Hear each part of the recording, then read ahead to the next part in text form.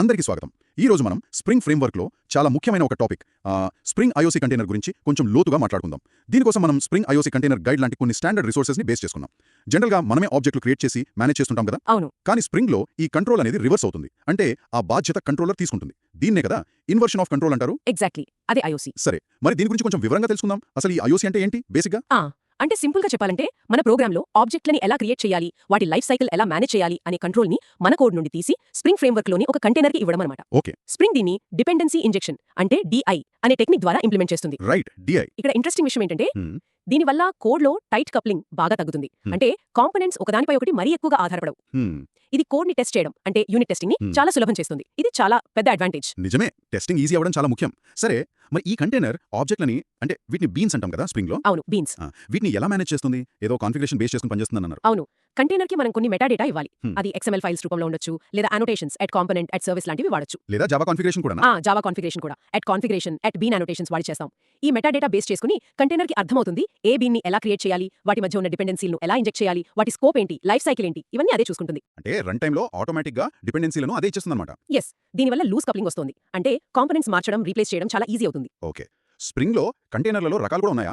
Been factory, application context అని విన్నాను.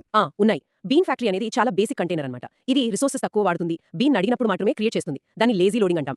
కానీ రియల్ వరల్డ్ అప్లికేషన్లలో దాదాపు ఎప్పుడు అప్లికేషన్ కంటెక్స్ట్ నే వాడతారు. ఎందుకంటే ఇది బీన్ ఫ్యాక్టరీ కంటే చాలా ఎక్కువ ఫీచర్స్ ఇస్తుంది. ఓ, సూపర్ సెట్ లాంటిదా? అంతే. బీన్ ఫ్యాక్టరీ ఫీచర్స్ తో పాటు AOP integration, event publishing, internalisation support ఇలా చాలా ఉంటాయి. ఇప్పుడు జావా కాన్ఫిగరేషన్ వాడితే అనోటేషన్, కాన్ఫిగ్, అప్లికేషన్ కంటెక్స్ట్ అనేది కామన్ గా వాడే ఇంప్లిమెంటేషన్. Got it. మరి ఈ బీన్స్ ని ఎలా డిఫైన్ చేస్తాం? డిపెండెన్సీలను ఇంజెక్ట్ చేయడానికి అనోటేషన్స్ ఏమైనా ఉన్నాయా? ఉన్నాయి కదా. యాడ్ కాంపోనెంట్ అనేది జనరల్ అనోటేషన్. దీని స్పెషలైజేషన్స్ అయిన యాడ్ సర్వీస్, సర్వీస్ లేయర్ కి, add repository, data access layer కి, యాడ్ కంట్రోలర్, వెబ్ లేయర్ కి ఇలా వాడతాం. ఓకే. ఇక డిపెండెన్సీల కోసం యాడ్ ఆటో వైర్డ్ వాడొచ్చు.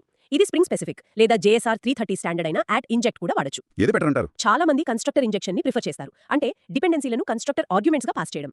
దీనివల్ల డిపెండెన్సీలు క్లియర్ గా తెలుస్తాయి, టెస్టింగ్ కి కూడా చాలా బాగుంటుంది, ఇమ్యూటబిలిటీ కూడా సాధించొచ్చు. అర్థమైంది. కంటైనర్ ఇవన్నీ రిజాల్వ్ చేస్తుంది. అవును, రికర్సివ్ గా అన్ని డిపెండెన్సీలను రిజాల్వ్ చేస్తుంది. బీన్ స్కోప్స్ గురించి కూడా చెప్పాలి. డిఫాల్ట్ గా సింగిల్టన్ అన్నాం కదా. అవును, డిఫాల్ట్ గా స్ప్రింగ్ లో ప్రతి బీన్ ఒక సింగిల్టన్. అంటే మొత్తం అప్లికేషన్ కంటైనర్ లో ఆ బీన్ కి ఒకే ఒక ఇన్స్టెన్స్ క్రియేట్ అవుతుంది. అది ఎప్పుడు వాడతాం? స్టేట్లెస్ సర్వీసులకి ఇది పర్ఫెక్ట్. చాలా సందర్భాల్లో ఇదే సరిపోతుంది. కానీ ఒక్కోసారి మనకు ప్రతి రిక్వెస్ట్ కి లేదా ప్రతిసారి అడిగినప్పుడు ఒక కొత్త ఇన్స్టెన్స్ కావాలి. అప్పుడు ప్రోటోటైప్ స్కోప్ వాడతాం. Okay, prototype. వెబ్ అప్లికేషన్స్ లో అయితే రిక్వెస్ట్ స్కోప్ ప్రతి HTTP రిక్వెస్ట్ కి ఒకటి, సెషన్ స్కోప్ ప్రతి యూజర్ సెషన్ కి ఒకటి, అప్లికేషన్ స్కోప్ వెబ్ అప్లికేషన్ మొత్తానికి ఒకటి లాంటివి కూడా ఉంటాయి. రైట్. స్కోప్ ని జాగ్రత్తగా ఎంచుకోవాలన్నమాట. ఖచ్చితంగా, ముఖ్యంగా స్టేట్ఫుల్ బీన్స్ తో పనిచేసేటప్పుడు. మరి బీన్ లైఫ్ సైకిల్ కంటైనర్ ఎప్పుడు క్రియేట్ చేస్తుంది, ఎప్పుడు డిస్ట్రాయ్ చేస్తుంది, మధ్యలో ఏమైనా స్టెప్స్ ఉన్నాయా? ఉన్నాయి. బీన్ లైఫ్ సైకిల్ లో కొన్ని ముఖ్యమైన ఫేజెస్ ఉంటాయి. ముందు ఇన్స్టాన్సియేషన్ అంటే ఆబ్జెక్ట్ క్రియేట్ అవ్వడం, కన్స్ట్రక్టర్ కాల్ అవ్వడం. అవును. తర్వాత పాపులేషన్ అంటే డిపెండెన్సీ ఇంజెక్షన్ జరగడం.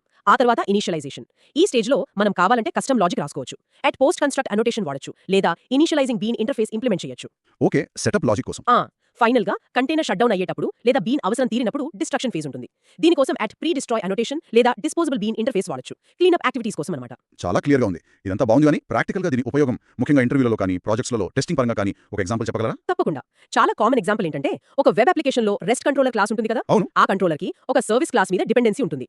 ఆ సర్వీస్ ఆబ్జెక్ట్ ని మనం కంట్రోలర్ లో అట్ ఆటో వైర్డ్ వాడి ఇంజెక్ట్ చేస్తాం, లేదా కన్స్ట్రక్టర్ ద్వారా. రైట్. ఇక్కడ DI వల్ల ఎక్స్టింగ్ ఎంత సులభం అవుతుందంటే మనం కంట్రోలర్ ని యూనిట్ టెస్ట్ చేసేటప్పుడు అసలు సర్వీస్ క్లాస్ కి బదులుగా దాని మాక్ ఆబ్జెక్ట్ ని ఉదాహరణకు మొకిటో లాంటి ఫ్రేమ్వర్క్ వాడి చాలా ఈజీగా ఇంజెక్ట్ చేయొచ్చు. అంటే రియల్ డిపెండెన్సీ లేకుండా టెస్ట్ చేయొచ్చు అన్నమాట. అంతే. ముఖ్యంగా కన్స్ట్రక్టర్ ఇంజెక్షన్ వాడితే టెస్టులలో ఈ మాక్ ఆబ్జెక్ట్స్ లను పాస్ చేయడం ఇంకా సింపుల్. దీనివల్ల ప్రతి కాంపోనెంట్ ని విడిగా ఐసోలేషన్ లో టెస్ట్ చేయగలుగుతాం. కోడ్ క్వాలిటీ పెరుగుతుంది. పర్ఫెక్ట్. సో మొత్తం మీద చూస్తే స్ప్రింగ్ IOC కంటైనర్ అంటే ఏదో ఆబ్జెక్ట్స్ మేనేజ్ చేసే సిస్టమ్ మాత్రమే కాదు, ఇది మన అప్లికేషన్ డిజైన్ నే మార్చేస్తుంది. కాంపోనెంట్స్ మధ్య డిపెండెన్సీలను తగ్గించి కోడ్ ని మాడ్యులర్ గా మెయింటైన్ చేయడానికి వీలుగా, ఇంకా ముఖ్యంగా ఈజీగా టెస్ట్ చేయడానికి వీలుగా మారుస్తుంది. ఇది లేకపోతే స్ప్రింగ్ ఇంత సక్సెస్ అయ్యేది కాదేమో. చాలా బాగా చెప్పారు. అంటే ఈ రోజు మనం IOC అంటే ఏంటి, కంటైనర్ ఎలా పనిచేస్తుంది, బీన్స్, స్కోప్స్, లైఫ్ సైకిల్, ఇంకా టెస్టింగ్ లో దీని పాత్ర ఎంత ముఖ్యమైనది అని తెలుసుకున్నాం. అవును, చాలా ఉపయోగకరమైన సమాచారం. ఇక ముగించే ముందు ఒక్క విషయం ఆలోచించండి. ఒక పెద్ద ఎంటర్ప్రైజ్ అప్లికేషన్, అందులో వందలు వేలల్లో బీన్స్ ఉన్నాయి. వాటి మధ్య చాలా కాంప్లెక్స్ డిపెండెన్సీలు ఉన్నాయి. స్ప్రింగ్ కంటైనర్ ఈ మొత్తం డిపెండెన్సీ గ్రాఫ్ ని బ్యాక్గ్రౌండ్ లో ఎంత ఎఫిషియెంట్ గా మేనేజ్ చేస్తుంది. మరి ఈ మేనేజ్మెంట్ ఓవర్ హెడ్ వల్ల అప్లికేషన్ స్టార్ట్అప్ టైం మీద గానీ, రన్ టైం పర్ఫార్మెన్స్ మీద గానీ ఎంత ఇంపాక్ట్ ఉంటుంది? ఇది కొంచెం డీప్ గా ఆలోచించాల్సిన విషయం కదా. అవును, ఇంట్రెస్టింగ్ పాయింట్. దీని గురించి మరోసారి మాట్లాడుకోవచ్చు. ధన్యవాదాలు.